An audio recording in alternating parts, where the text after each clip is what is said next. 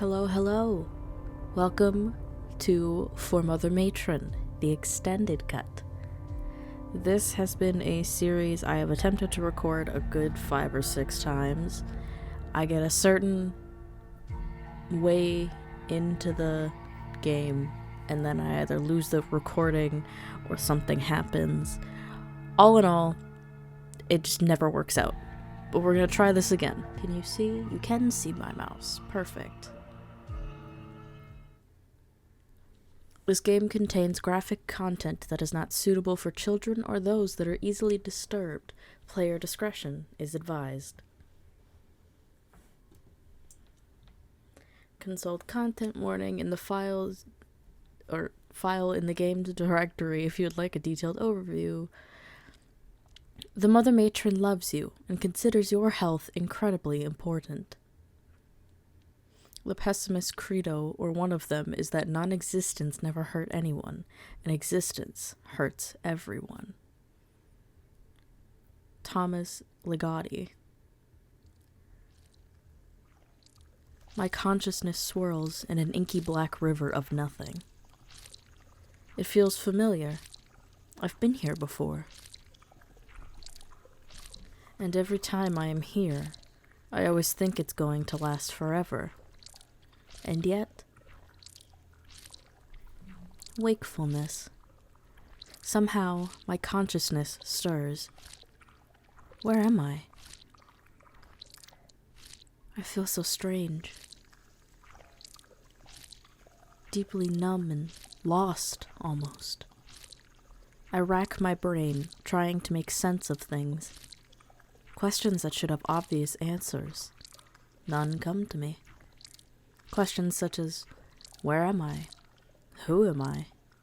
What has happened to me? What do I know? I know I exist. I know I breathe. I know this room is disgustingly warm despite its cold, cold walls. I know that horrible wet sound is driving me mad. I know red blood flows through my veins. I know my heart pumps that blood beat by beat. I know the inside of my stomach bubbles and burns with acid. I know my bladder feels like it's about to burst, filled with urine. I know my intestines pipe shit through over a meter of contracting meat tubes coiled in my belly. But not much else. I don't remember what distinguishes me from any other sack of meat. I rack my brain. I reach back as far as my mental arm can reach, underneath the old shelf full of baggage that writhes unpleasantly and glares at me, despite having no eyes that I can perceive. The weight of the shelf is crushing my arm. The act of recalling is, in itself, painful. It would be easier to just leave it all there. In the dark, where it might be forgotten forever, just like most of the people that were sent down there into those hopeless tunnels.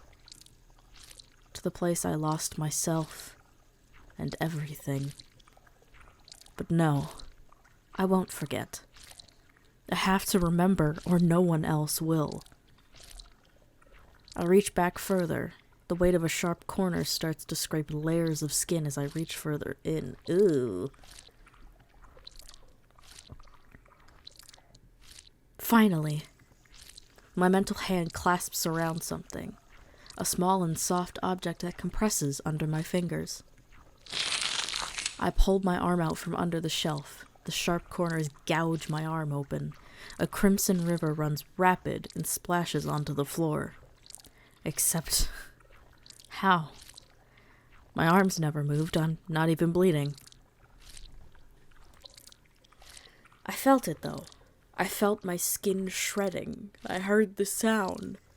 I can even still feel the object between my fingertips. What am I holding?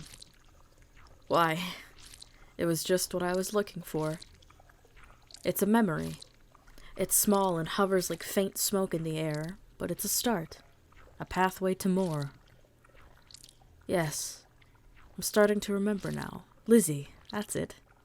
That's my name. My name is Lizzie. It's nice to meet you. That's only a start of the breadcrumb trail, though. I have to follow it. It's easier to live through a memory when you can share it with someone.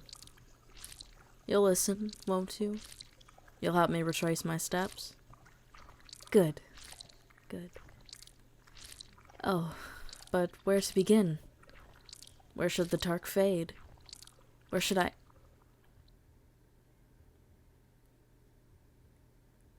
Wake up. Huh? Finally. Jeez, you're out cold, Liz. Huh? I was covered in sweat, my eyes darting around like flies to figure out my surroundings. I was in the hangover of a deep dream that clung to me like glue. In front of me was the blurry shape of a person. A boy, young man, male at least. He's staring at me with concern and frustration. Where am I? Who are you? He frowns at me. You really were out there to the world, huh? You're at the workshop, Lizzie, in Packrat, where you work. And I'm technically your boss, though I'd like to think we're all on the same team here. My name is Fred. Starting to ring any bells yet? Oh, right. And, what do I do? Looking at him now, Fred gives me the impression of a chubby bear. His face almost has a snout. His nose twitches back and forth when he's not talking. Maybe it's dust irritating his nostrils. He pinches the bridge of his nose and closes his eyes. Please tell me you're kidding.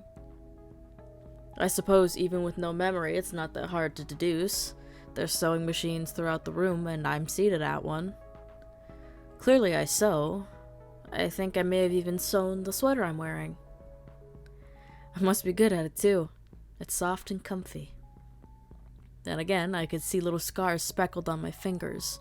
Were they scars of experience, or scars of clumsiness? Let's say it was the former. I let out a little chuckle and smile. Yeah, I am. How'd you go in there, huh?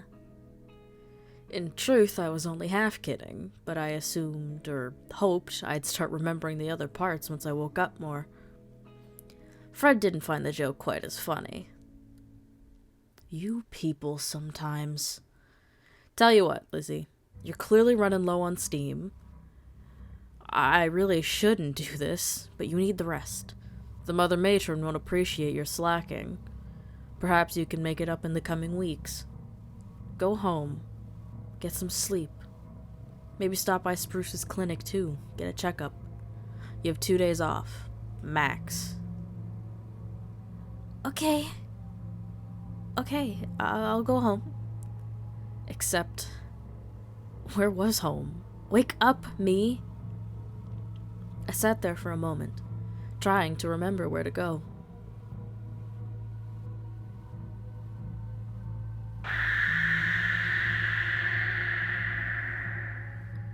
Lizzie! Go! Yes, sir! Wearily, I stumble out of the workshop. I feel exhausted to my bones, aches and throbbing pain deeply seated in my flesh. There's a dreamlike haze resting on the world around me.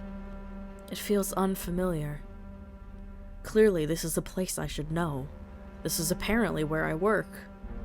And yet, I have no idea where I am. I rack my brain and I pat my pockets hoping to find a clue. Fortunately for me, there is one. A small notebook. I open it and thumb through. Bits and pieces are starting to come back to me as my eyes scan the scattered diary entries, notes, and doodles. I finally find the most helpful page. Right. I remember better now. The boss was correct. I was in Packrat right now. Named so because of how densely filled the area is. Every building here is some kind of workshop or storage zone. Some places here are packed so full that you can barely walk around them, though fortunately the place I worked was roomier. More broadly speaking, I'm in the boarding, the town or city I call home. A secluded place enclosed in makeshift walls made from whatever was available. Scrap metal, old furniture, repurposed rubble. Outside the walls is an endless miasma of fog that obscures things. No one's really seen what's out there, and anyone that's attempted to explore the mists has never returned. If I had to describe this place, I guess I'd say it's like a half-empty glass, filled with dirty water. The glass is fragile too. Does that make any sense? Well, it does to me, anyways. More important than metaphors, though, I know where home is now, and I could feel it deep in my bones that I needed sleep.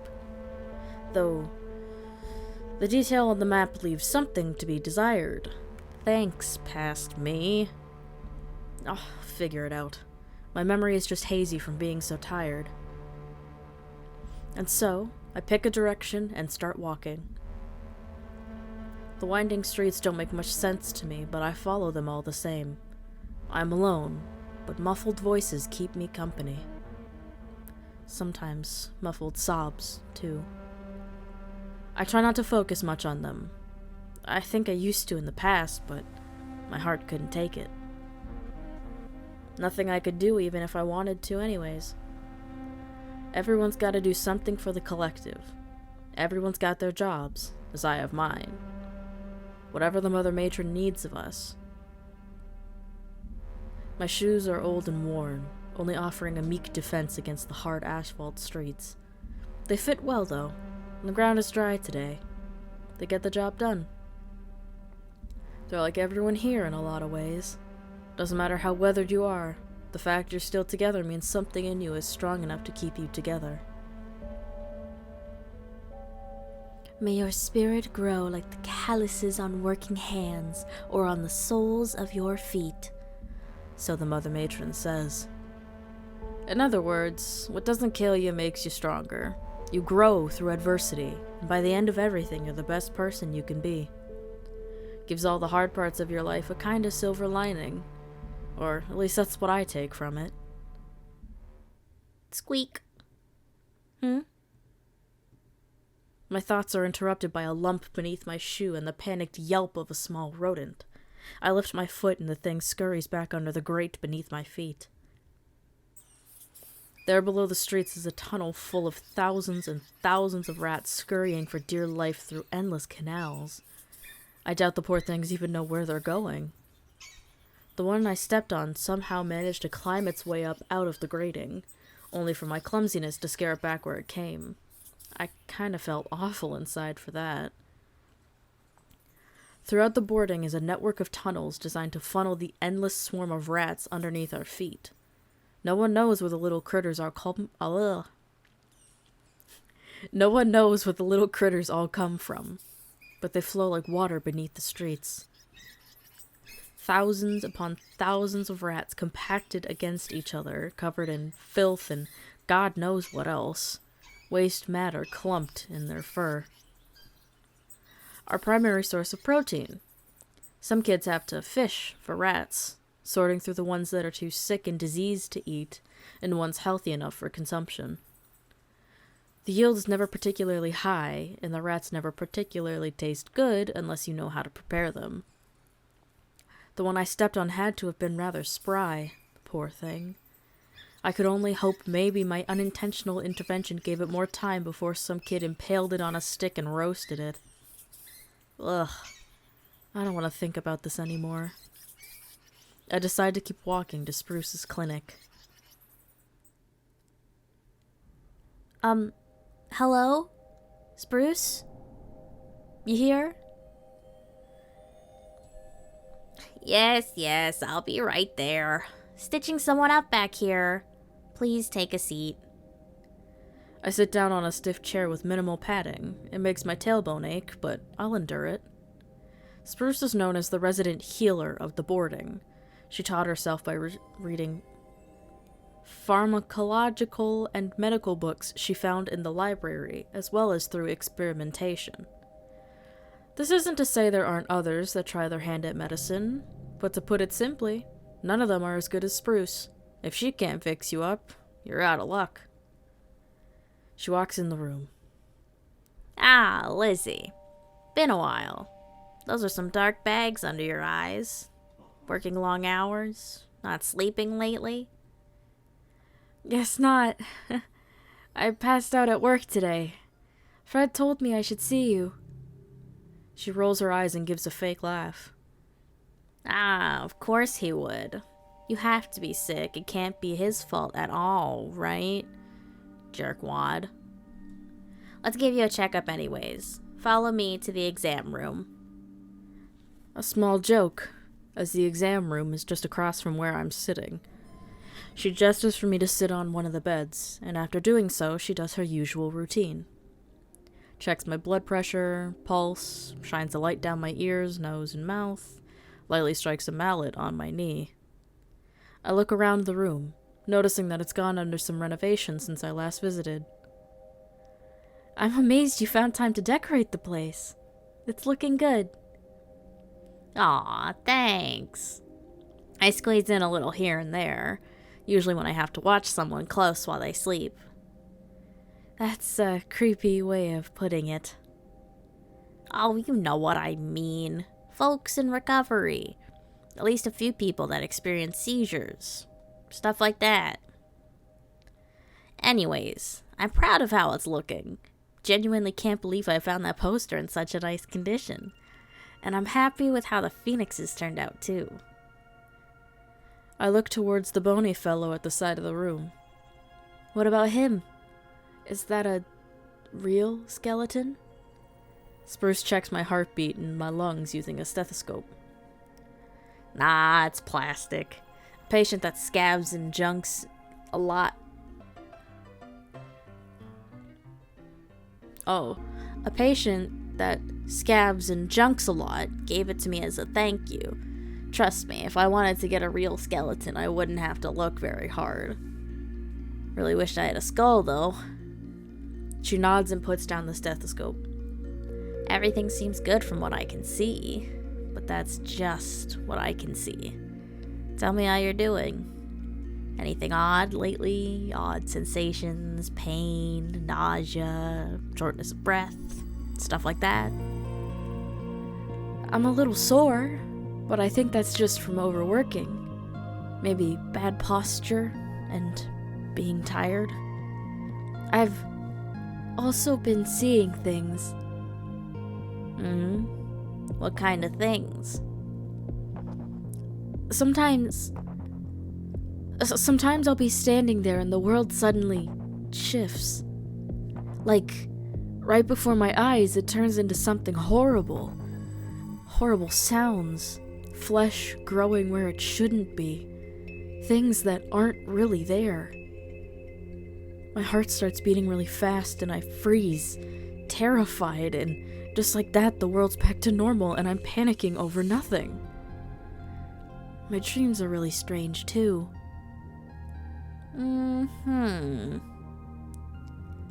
You don't believe me, do you?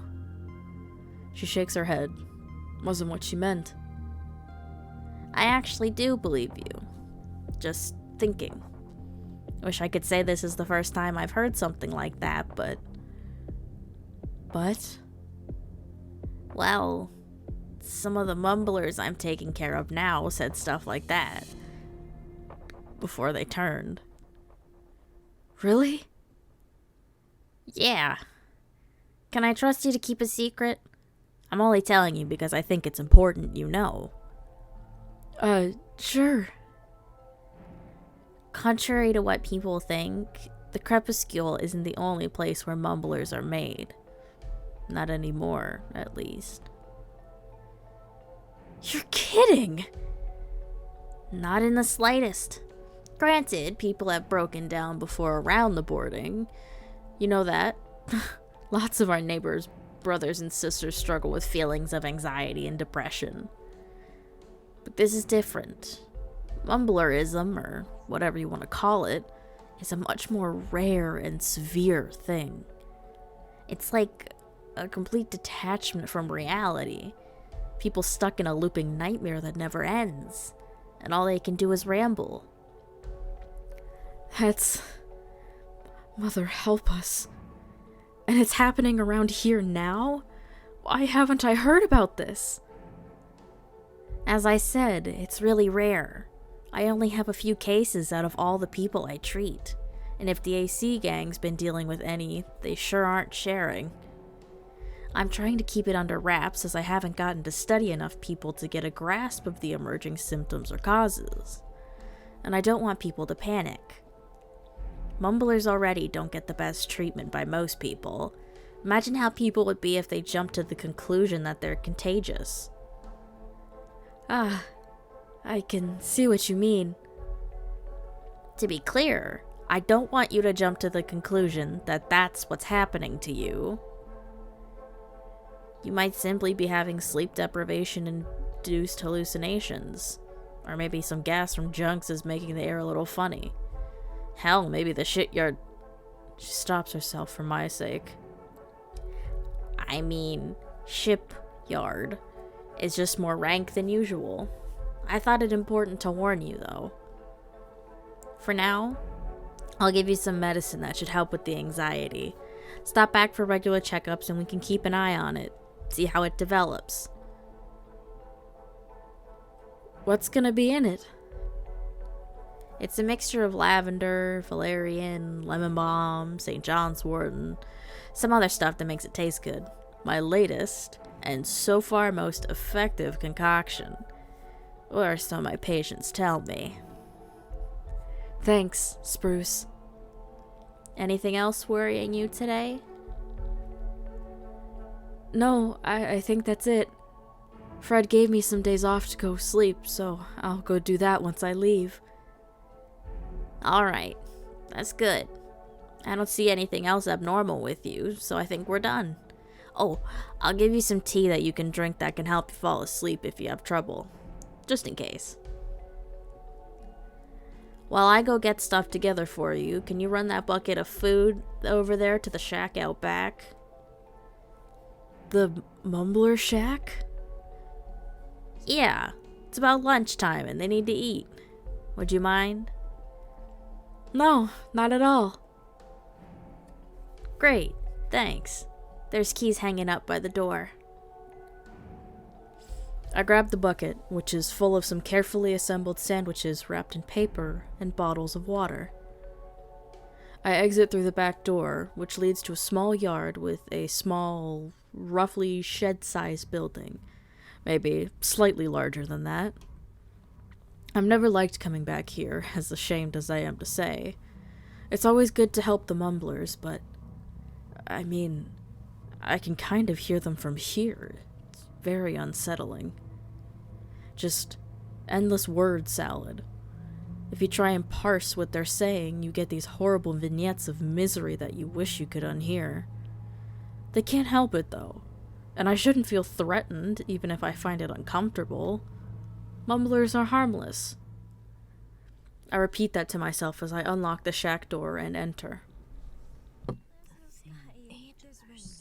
Inside is somewhat cramped, but generally well-kept bunk room. Some bodies are sleeping, others sitting upright on the bed or standing near the corners. None of them notice me. They're lost in their own nightmare loops. Gosh, poor things. I really wish I knew how to help them. These people deserve better. Most of them were hand-selected by the Mother Matron to brave the horrors of the crepuscule, a labyrinth of darkness that lies beneath our home, full of terrors that are kept at bay by a locked tunnel. No one really knows why the Mother Matron sends people down there, or what they end up finding, but you can see the effect it has. At least on the ones that make it back home alive. I shudder to consider what could have happened to the poor souls that didn't return. I can only hope that they've passed on peacefully, and whatever ended them was swift and painless. I ponder almost if that end would be preferable to what the Mumblers go through now. They're alive, but can you call this living? And these ones here in Spruce's care are the lucky ones. Many don't get the help they need. Some are hurt, bullied, killed, at least once. Some people call them wastes of space, drains on our ever-dwindling resources, mouths to feed that can't contribute anything meaningful, or so people say. But they're people. They didn't choose this, to be so broken. They need help. They need love. I would want people to take care of me if I ended up like this. I don't know. Maybe that line of thinking will lead us to starve to death someday. Would my morality hold up when my body is dying from weeks of no food? Can I eat the concept of doing the right thing?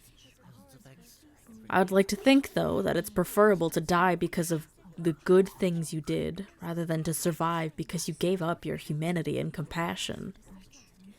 At least right now, I feel like that's the choice I would make. Anyways, I've been kinda standing here holding a bucket of sandwiches and water for a while I was lost in thought. My arm is shouting at me to give it a break. I drop the bucket in the middle of the room. Do they, come get the sandwiches and water themselves? Does Spruce feed it to him later?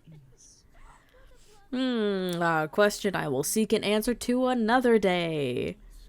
I leave, gently closing the door behind me. I get my medicine from Spruce on the way out of the shed and head home. Feeling my body already starting to power down, I walk through the door to my house, ready to throw myself on the mattress before something catches my eye and freezes me in my step. Resting on top of my bed was a paper envelope with a red wax seal emblazoned with the matron's symbol. My heart sank to the bottom of a deep, dark canyon inside me, and bile began to bubble and churn violently in my stomach. I reached to pick up the envelope, hoping that this was an illusion, a trick of the light. It wasn't. It was real. As real as can be. The letters with the red wax seal were legend amongst kids in the boarding. They say that it's the worst, most horrible piece of paper you could ever own in your entire life. I undid the seal and removed the letter inside. I unfolded it. My eyes darted back and forth, scanning the page. It read as follows.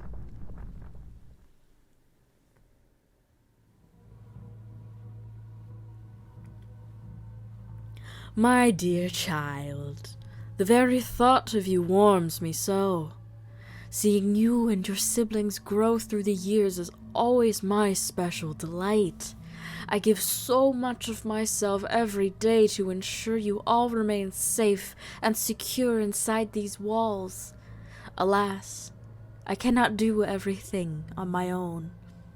Every so often I must rely on my children's support to do what must be done for the collective good, even if it means sending my darlings to the jaws of danger. This letter is to inform you that you have been personally selected to become a surveyor. This is a title of great honor bestowed upon those that will brave the depths of the crepuscule for your Mother Matron's pride, as well as the continued survival of the boarding.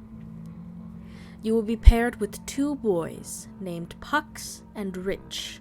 As soon as you receive this letter, you are to meet with them, make preparations for your journey below, and visit me at my dwelling in Mother's Tower.